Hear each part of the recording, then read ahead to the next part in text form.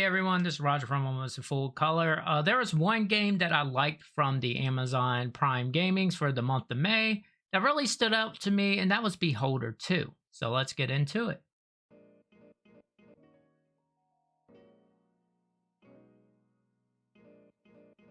This game was released in 2018. Looking at Metacritic score 76. It costs $15 and about 11 hours of gameplay here on this adventure, very light RPG, kind of point and click style game. This is set in a dystopian world where the government controls everything. You play as Evan Raygrave, who at the beginning you found out your father died at the workplace, and you're starting at the bottom and trying to work your way up the corporate ladder while under this government surveillance.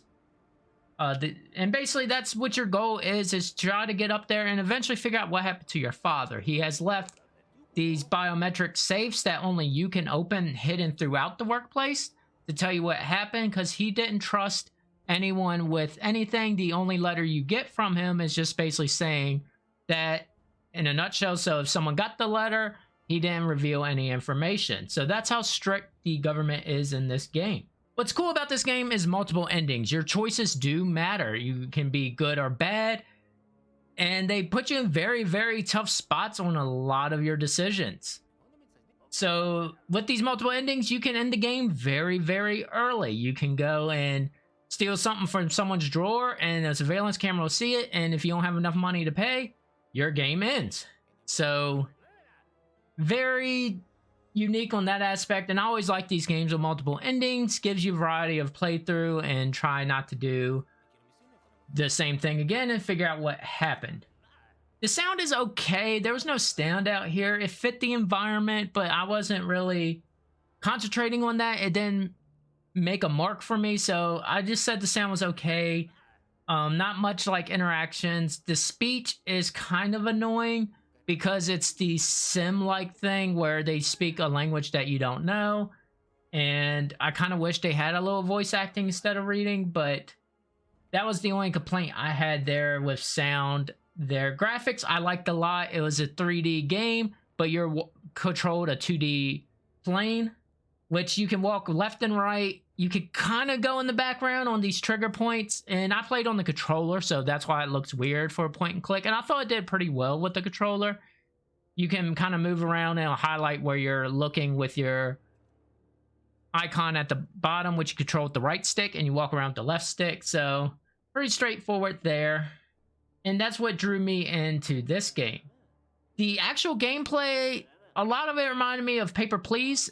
You start out working a window and kind of just filing people for complaints or giving information to the right department and sending them to the right room that's open. So that's basically your job, and then you're running around learning about people, which is the core of the game here, is learning about the other characters, what to do to manipulate them to get higher up in the corporate ladder. And I thought the story did a pretty good job of setting this. Like, you start at the bottom, you get the feel of the overarching government pressure here.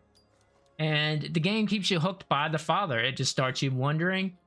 And with the strictness, you can be fined for everything. I remember I got STD fine because I was caught in surveillance camera. You can get complaints, and you just have to pay bills and these complaints, and it's very hard to keep money. And with this starting at the bottom, it's hard to have money at the beginning, so you're going to be working a lot. And like I said, this game is heavily on the characters development side, learning about each characters. They're all unique, figuring out the different strengths and weaknesses of each character. They all have their own motives, so I enjoyed that a lot, and I definitely would say this game's worth checking out.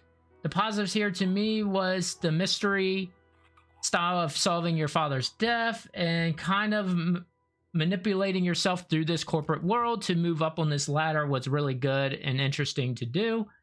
The negative here on this is that point and click style, and also this just looks gloomy. I like the presentation of the game, but it doesn't look the most pleasing immediately.